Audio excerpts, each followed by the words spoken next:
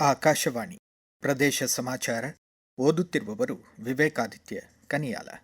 ಕೇಂದ್ರ ಸರ್ಕಾರದ ಕೃಷಿ ಮತ್ತು ರೈತ ಕಲ್ಯಾಣ ಸಚಿವಾಲಯದ ವತಿಯಿಂದ ರಾಜ್ಯಾದ್ಯಂತ ಖೇತ್ ಬಚಾವೋ ಆಂದೋಲನ ಆಯೋಜಿಸಲಾಗಿದೆ. ದೀರ್ಘಕಾಲಿಕ ಸುಸ್ಥಿರ ಕೃಷಿ ಹಾಗೂ ಮಣ್ಣಿನ ಆರೋಗ್ಯ ಸಂರಕ್ಷಣೆಯ ಅಭಿಯಾನವನ್ನು ಕೇಂದ್ರ ಕೃಷಿ ಮತ್ತು ರೈತ ಕಲ್ಯಾಣ ಖಾತೆ ಸಚಿವ ಶಿವರಾಜ್ ಸಿಂಗ್ ಚೌಹಾಣ್ ಈ ತಿಂಗಳ 1ರಂದು ಮಧ್ಯಪ್ರದೇಶದ ರಾಮಸಿಯಾ ಗ್ರಾಮದಲ್ಲಿ ಉದ್ಘಾಟಿಸಿದ್ದರು. ಈ ಅಭಿಯಾನ ನಾಳೆ ಕೊನೆಗೊಳ್ಳಲಿದೆ. ರಾಜ್ಯದ ವಿವಿಧೆಡೆಗಳಲ್ಲಿ ಕೃಷಿ ಇಲಾಖೆ ಹಾಗೂ ಕೃಷಿ ವಿಜ್ಞಾನ ಕೇಂದ್ರಗಳು, ಕೃಷಿ ಅಧಿಕಾರಿ ಹಾಗೂ ವಿಜ್ಞಾನಿಗಳ ಮೂಲಕ ಕೇಂದ್ರ ಸರ್ಕಾರದ ಕೃಷಿಪರ ಯೋಜನೆಗಳು, ವಿಮೆ ಸೌಲಭ್ಯಗಳು ಹಾಗೂ ಮಣ್ಣಿನ ಆರೋಗ್ಯ ಸೇರಿದಂತೆ ಸೂಕ್ತ ರಸಗೊಬ್ಬರಗಳ ಬಳಕೆ ಕುರಿತು ಮಾಹಿತಿ ನೀಡಿದರು. ವಿಜಯನಗರ ಜಿಲ್ಲೆ ಹೂವಿನ ಹಡಗಲಿ ತಾಲೂಕು ಉತ್ತಂಗಿ, ಮೈಲಾರ, ಮಗಳ ಇಟಗಿ ಸೇರಿದಂತೆ ಒಟ್ಟು 25 ಗ್ರಾಮ ಪಂಚಾಯಿತಿಗಳಲ್ಲಿ ಆಯೋಜಿತ ಖೇತ್ ಬಚಾವೋ ಅಭಿಯಾನದಲ್ಲಿ ಸಾವಿರಾರು ರೈತರು ಪಾಲ್ಗೊಂಡು ಅಭಿಯಾನದ ಪ್ರಯೋಜನ ಪಡೆದರು. ಈ ಕುರಿತು ಪ್ರದೇಶ ಸಮಾಚಾರಕ್ಕಾಗಿ ಮಾಹಿತಿ ನೀಡಿದ್ದಾರೆ ಹೂವಿನ ಹಡಗಲಿ ತಾಲೂಕು ಸಹಾಯಕ ಕೃಷಿ ನಿರ್ದೇಶಕರಾದ ಕೆಟಿ ಮಂಜುನಾಥ್. ಹೂವಿನ ಹಡಗಲಿಯಲ್ಲಿ ಖೇತ್ ಬಚಾವೋ ಆಂದೋಲನವನ್ನು ನಾವು ಮಾಡಿದ್ದು, ನಮ್ಮ ತಾಲೂಕಿನ 25 ಗ್ರಾಮ ಪಂಚಾಯಿತಿಗಳಲ್ಲಿ ರೈತ ಬಾಂಧವರಿಗೆ ಮೊದಲನೆಯದಾಗಿ ಮಣ್ಣಿನ ಆರೋಗ್ಯ ಮತ್ತು ಪೋಷಕಾಂಶ ನಿರ್ವಹಣೆಯ ಬಗ್ಗೆ ವಿಸ್ತೃತವಾಗಿ ಕೃಷಿ ವಿಜ್ಞಾನಿಗಳಿಂದ ತಿಳಿಸಲಾಯಿತು. ನಂತರ ರಾಷ್ಟ್ರೀಯ ಅಭಿಯಾನಗಳ ಪ್ರಚಾರಗಳನ್ನ ದ್ವಿದಳ ಧಾನ್ಯಗಳ ಆತ್ಮನಿರ್ಭರ ಅಭಿಯಾನ ಮತ್ತೆ ಖಾದ್ಯ ತೈಲ ಎಣ್ಣೆಕಾಳುಗಳ ಅಭಿಯಾನ ಆಗಿರಬಹುದು ಮತ್ತು ಸರ್ಕಾರಿ ಯೋಜನೆಗಳ PM ಕಿಸಾನ್ ಮುಂತಾದ ಯೋಜನೆಗಳ ಬಗ್ಗೆ ತಿಳಿಸಲಾಯಿತು. ಯೂರಿಯಾ, DAP ಗೊಬ್ಬರಗಳ ಆನ್ಲೈನ್ ವಿತರಣಾ ವ್ಯವಸ್ಥೆ ಬಗ್ಗೆ ಜನರಿಗೆ ಅರಿವು ಮೂಡಿಸಲಾಯಿತು. ಈ ಎಲ್ಲ ವಿಷಯಗಳನ್ನ ನಮ್ಮ ತಾಲೂಕಿನ 25 ಗ್ರಾಮ ಪಂಚಾಯಿತಿಗಳಲ್ಲಿ ನಾವು ಪ್ರಸ್ತುತಪಡಿಸಿದ್ದೇವೆ.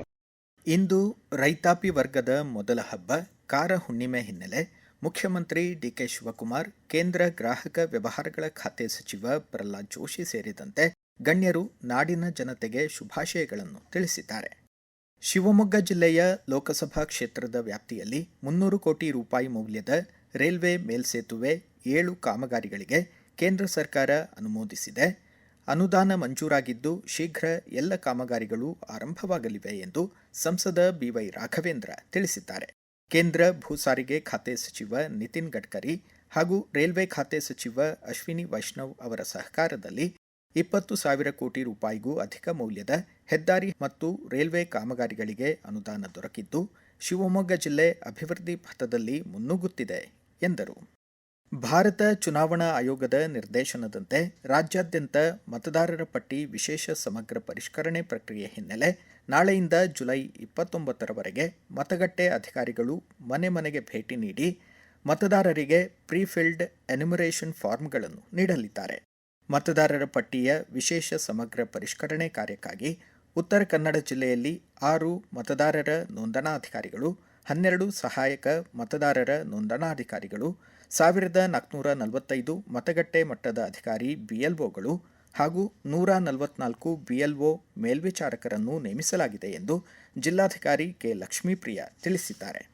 ರಾಜ್ಯದಲ್ಲಿ ಒಳ ಮೀಸಲಾತಿ ಜಾರಿಯಾದ ಬೆನ್ನಲ್ಲೇ ವಿವಿಧ ಇಲಾಖೆಗಳಲ್ಲಿ ಖಾಲಿ ಇರುವ ಒಟ್ಟು 72,186 ಹುದ್ದೆಗಳ ನೇಮಕಾತಿ ಪ್ರಕ್ರಿಯೆಯನ್ನು ತ್ವರಿತಗತಿಯಲ್ಲಿ ಪೂರ್ಣಗೊಳಿಸಲು ಮುಖ್ಯಮಂತ್ರಿ DK ಶಿವಕುಮಾರ್ ನೇತೃತ್ವದ ರಾಜ್ಯ ಸರ್ಕಾರ ಅಧಿಕೃತ ಆದೇಶ ಹೊರಡಿಸಿದೆ. ಈ ಮೂಲಕ ಕಲ್ಯಾಣ ಕರ್ನಾಟಕ ಪ್ರದೇಶದ ಸ್ಥಳೀಯ ವೃಂದದಲ್ಲಿ ಖಾಲಿ ಇರುವ 32,177 ಹುದ್ದೆಗಳು ಭರ್ತಿಯಾಗಲಿವೆ ಎಂದು ಮುಖ್ಯಮಂತ್ರಿಯವರು ತಮ್ಮ X ಖಾತೆ ಮೂಲಕ ತಿಳಿಸಿದ್ದಾರೆ.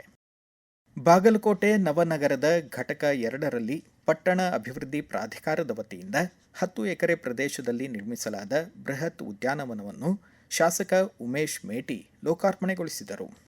ಮೈಸೂರು ಮತ್ತು ಚಾಮರಾಜನಗರ ಜಿಲ್ಲೆಗಳಲ್ಲಿ ಕುಡಿಯುವ ನೀರಿನ ಸಮರ್ಪಕ ಸರಬರಾಜು ಆಗಬೇಕು, ಮೇವು, ಬಿತ್ತನೆ ಬೀಜಗಳ ಪೂರೈಕೆಗೆ ಯಾವುದೇ ಸಮಸ್ಯೆ ಉಂಟಾಗದಂತೆ ಕ್ರಮ ವಹಿಸಬೇಕು ಎಂದು ನಗರಾಭಿವೃದ್ಧಿ ಖಾತೆ ಸಚಿವ ಡಾ ಯತೀಂದ್ರ ಸಿದ್ದರಾಮಯ್ಯ ಅಧಿಕಾರಿಗಳಿಗೆ ಸೂಚಿಸಿದ್ದಾರೆ. ನಾಡೋಜ ಡಾ ಚನ್ನವೀರ ಕಣವಿಯವರು ಕನ್ನಡ ಕಾವ್ಯಲೋಕದ ಮುಕುಟಮಣಿಯಾಗಿ ಕನ್ನಡ ಸಾರಸ್ವತ ಲೋಕವನ್ನು ಶ್ರೀಮಂತಗೊಳಿಸಿದ್ದರು ಎಂದು ಹಿರಿಯ ಸಾಹಿತಿ ನಾಡೋಜ ಡಾ ಕುಂ ವೀರಭದ್ರಪ್ಪ ಹೇಳಿದರು. ಧಾರವಾಡ ಕರ್ನಾಟಕ ವಿದ್ಯಾವರ್ಧಕ ಸಂಘದ ರಾಹ ದೇಶಪಾಂಡೆ ಸಭಾಭವನದಲ್ಲಿ ಆಯೋಜಿತ ನಾಡೋಜ ಚನ್ನವೀರ ಕಣವಿ ಮತ್ತು ಶಾಂತಾದೇವಿ ಕಣವಿ ದತ್ತಿ ಅಂಗವಾಗಿ ಕಾವ್ಯ ಮತ್ತು ಕತೆ ಸ್ಪರ್ಧೆಯ ಬಹುಮಾನ ವಿತರಣಾ ಸಮಾರಂಭದಲ್ಲಿ ಪಾಲ್ಗೊಂಡು ಮಾತನಾಡಿದರು. ರಾಷ್ಟ್ರೀಯ ಪಲ್ಸ್ ಪೋಲಿಯೋ ಲಸಿಕೆ ಅಭಿಯಾನ ರಾಜ್ಯಾದ್ಯಂತ ಆಯೋಜನೆಗೊಂಡಿದೆ. ರಾಯಚೂರು ಜಿಲ್ಲೆಯಲ್ಲಿ 5 ವರ್ಷದೊಳಗಿನ ಒಟ್ಟು 2,48,323 ಮಕ್ಕಳಿಗೆ ಲಸಿಕೆ ನೀಡಲಾಗಿದೆ ಎಂದು ಜಿಲ್ಲಾ ಸಂತಾನೋತ್ಪತ್ತಿ ಮತ್ತು ಮಕ್ಕಳ ಆರೋಗ್ಯಾಧಿಕಾರಿ ಡಾಕ್ಟರ್ ಎಂಎನ್ ನಂದಿತಾ ತಿಳಿಸಿದ್ದಾರೆ. ಇಲ್ಲಿಗೆ ಪ್ರದೇಶ ಸಮಾಚಾರ ಮುಕ್ತಾಯವಾಯಿತು. ನಮ್ಮ ಮುಂದಿನ ರಾಷ್ಟ್ರೀಯ ವಾರ್ತಾ ಪ್ರಸಾರ ಮಧ್ಯಾಹ್ನ 1:10 ನಿಮಿಷಕ್ಕೆ.